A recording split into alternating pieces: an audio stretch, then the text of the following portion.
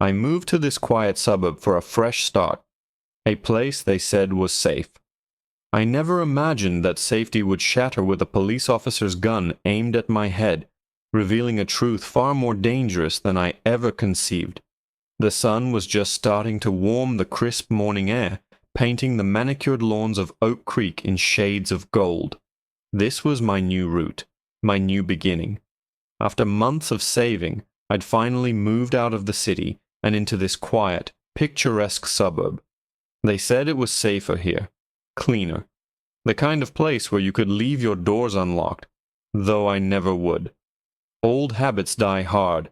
My playlist was hitting its stride, a driving beat that matched the rhythm of my feet pounding the pristine pavement. I was training for a half marathon, and every stride felt like a step further away from my old life. I saw her first, a woman in a pink robe, retrieving her newspaper from the curb. I gave her a small, polite nod, the kind of non-threatening acknowledgement I'd perfected over a lifetime. She just stared, her eyes narrowing slightly before she scurried back inside. I sighed, letting the air burn in my lungs. It didn't matter where you went, some things never changed. I was still a 6'2" black man running in a neighborhood where I didn't quite belong, but I refused to let it steal my peace. This was my home now, too. I kept running. That's when I heard the screech of tires. It was so violent, so out of place in the morning serenity, that I flinched, my rhythm breaking. A police cruiser had swerved to a stop, angled across the road, effectively cutting me off. My heart hammered against my ribs, a frantic drum solo that drowned out my music. I ripped my earbuds out, my breath catching in my throat. This is it, the moment every black man I know has a story about. The driver's side door flew open and a cop emerged, his hand already on the butt of his holstered weapon. He was young, with a crew cut and a face set in a mask of aggressive certainty. "You! On the ground! Now!" he barked, his voice cracking with adrenaline. My mind went into a cold, practiced autopilot. Years of the talk from my father echoed in my head. No sudden moves. Hands visible. Comply. I slowly raised my hands, palms open, showing they were empty. "Sir, I'm just jogging," I said, my voice steady despite the tremor I felt deep in my bones. I said, "On the ground," he screamed, his hand now gripping his firearm. He was unholstering it. This wasn't a stop. This was an escalation. Okay, I'm getting down," I said, lowering myself slowly, trying to project calm I didn't feel. The rough asphalt scraped my knees through my running tights. The smell of asphalt and exhaust filled my nostrils. All I could see were his polished black boots taking heavy steps toward me. Then I heard it, a sound that will be seared into my memory forever. The metallic click of the safety being disengaged. I squeezed my eyes shut. This can't be happening. Not here. Not now. When I opened them, he was standing over me, his pistol aimed squarely at my head. The barrel looked like a cold, dark tunnel to oblivion. "Don't you move," he hissed. Suddenly, another set of tires screeched to a halt. A second patrol car, this one unmarked, pulled up behind the first. The passenger door burst open, and an older man in a crisp uniform with gold bars on the collar stormed out. He was tall, silver-haired, and his face was a canvas of pure, unadulterated panic. "Miller, what in God's name are you doing?" the man roared. The voice held an authority that vibrated through the air. The young cop Miller didn't even flinch, his eyes and his weapon still locked on me. "He matches the description, Chief. Bolo came out 10 minutes ago," Miller yelled back, his voice strained. The chief, it was the police chief, looked from Miller's gun to my face on the pavement, and a wave of absolute horror washed over him. It wasn't the kind of horror you see from a boss worried about a lawsuit. It was something deeper, something personal and terrifying. His face went ghostly white. "There is no description, Miller. The chief's voice dropped, laced with a dread that chilled me more than the cold asphalt. There was no call. Stand down. That is a direct order. But Miller didn't move. He just stood there, a zealot in uniform, his finger tense on the trigger. The chief took one more frantic step forward, his eyes pleading, not with his officer, but with me. His voice came out as a choked, desperate whisper that cut through the morning quiet. "Marcus, what are you doing here?" My brain short-circuited. Marcus? How did he know my name? I stared up at the chief, my mind racing, trying to place his face, the silver hair, the stern lines around his mouth, the piercing blue eyes that were now wide with a terror I was starting to recognize. My blood ran cold. It couldn't be. Not him. Not here. "Chief," Miller stammered, his arm wavering for the first time. The chief's words had finally pierced his adrenaline-fueled bubble. "You know this man." The chief didn't answer him. He took another step, his body physically shielding me from Miller's line of sight. He moved with a speed that defied his age, his hand shooting out and wrapping around Miller's wrist, forcing the barrel of the gun toward the sky. The raw power in his grip was evident even from the ground. "I gave you a direct order, Officer Miller. Stand down, now." Each word was a crack of thunder. He wrenched the pistol from Miller's hand with a grunt and shoved the younger man back a step. "Go to your vehicle. Radio silent. Do not move from that seat until I tell you to. Is that understood?" Miller, now disarmed and looking utterly bewildered, could only nod, his face pale. He stumbled back to his cruiser, his self-righteous fury replaced by a dawning, sickening realization that he had just made the biggest mistake of his career. The chief tucked the pistol into the back of his own waistband before turning back to me. His face, which had been a mask of command, crumpled into something I hadn't seen in over 5 years. It was the face of a father. My father. "Marcus," he breathed, his voice thick with emotion. He reached a hand down to me. "Son, get up." I ignored his hand, pushing myself up on trembling arms. My knee throbbed where it had hit the asphalt. The morning air felt thin, and I couldn't seem to get enough of it. Everything came rushing back. The arguments, the slammed doors, the fundamental chasm between his world of blue lines and my world of just trying to exist in my own skin. I had moved to Oak Creek to get away from the city, to start my own life, on my own terms, 1,000 miles away from his shadow. I hadn't even told him the name of the town. "What are you doing here, Dad?" I asked, my voice raw and accusatory. The word Dad felt like ash in my mouth. "I'm the chief of police, Marcus. I live 2 blocks over," he said, his expression pained. "I have for 20 years. You moved into my town, and you didn't tell me." The hurt in his voice was a fresh wound, but I couldn't feel sympathy. Not now. Not with the phantom sensation of a gun barrel pressed to my skull.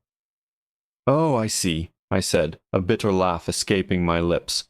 I gestured wildly at Miller, who was now sitting ramrod straight in his car, staring at us through the windshield. "So this is the welcome wagon. You send your new recruits out to execute your estranged son when he dares to go for a jog." "No, God, no," he said, stepping closer. "Marcus, you have to understand. That kid, he's new. He's reckless. I've had him on my radar. He had a gun to my head, Dad. He was going to kill me," I yelled, the dam of my composure finally breaking. "He said I matched a description. A bolo. You said it didn't exist. So what was it? Did he just look at me and decide I was the bad guy for the day?" My father's face tightened. He ran a hand over his silver hair, the weight of the world seeming to settle on his shoulders. He looked past me, down the quiet, sun-drenched street, as if searching for a threat that wasn't there. His gaze was haunted. "He wasn't supposed to engage," he said, his voice dropping to a low, conspiratorial murmur. "The bolo. Marcus," I lied. "There was one, but it wasn't official. It wasn't for a suspect. He finally looked me in the eye, and the fear I saw there was no longer just for me. It was for something bigger, something he knew that I didn't. "It was a warning," he said, his voice barely a whisper. I put it out myself, just to my most trusted people. "A description of you." I stared at him, incredulous. "A warning? You put out a bolo on your own son?" "No," he said, shaking his head, his eyes pleading for me to understand. "Not a warning about you. A warning for you. I told them if they saw you, they were to watch from a distance and report back to me immediately. Because the threat isn't from us, son. The threat is for you." My mind reeled, trying to process his words. A warning for me? A threat? It made no sense. "What threat? Dad, what are you talking about?" I demanded, the anger in my voice now laced with a creeping sense of unease. "I just moved here. I don't know anyone." He glanced over his shoulder at Miller's car, then back at me, his face etched with a conflict I was starting to understand. It was the conflict between a police chief and a father. "We can't talk here," he said, his voice low and urgent. He grabbed my arm, his grip firm. "Come with me. My house is just around the corner." The short walk was silent and charged. The idyllic suburban morning now felt sinister, as if every rustling leaf and chirping bird was a harbinger of something terrible. We walked into his house, a place I hadn't set foot in since my mother's funeral 5 years ago. It smelled the same, of lemon polish and old books. He led me into his study, a room paneled in dark wood and lined with law books and commendations. He closed the door, shutting out the world, and finally let out a long, shuddering breath. "5 days ago," he began, his voice strained, "we arrested the head of a local white supremacist group, the Sons of the Oak. They've been a cancer in this county for years. We finally got him on federal charges, racketeering, conspiracy. He's going away for a long time." He paused, letting the information sink in. I just stared at him, my heart beginning to pound for a whole new reason. "What does that have to do with me?" "The man we arrested is named Thomas Miller," my father said, and my blood turned to ice. "He's Officer Miller's older brother." The room seemed to tilt on its axis. The young cop with the hate-filled eyes, the manufactured bolo, the gun to my head. It wasn't a mistake. It wasn't a misunderstanding. It was a setup. It was an attempted execution. His brother found out through county records that a Marcus Thorne had just purchased a house in Oak Creek, my father continued, his voice heavy with guilt. He must have assumed it was you, my son. He saw a chance for retaliation. He created a fake call about a black male suspect in this area to give himself cover. I only found out because I was monitoring his radio frequency. I had a bad feeling about him from day one. I sank into a leather armchair, my legs suddenly unable to support me. The dots connected with a terrifying clarity. The woman in the pink robe wasn't just wary, she was likely a spotter. The whole quiet, peaceful street was a hunting ground, and I was the prey. "I tried to warn you, Marcus," he said, his voice cracking. "After your mother died and we fell apart. I respected your need for space, but when I heard you were moving to the area, I panicked. I know what these people are capable of. I put out that unofficial bolo to my most trusted officers, a small circle, so they could watch over you without you even knowing. A guardian angel detail.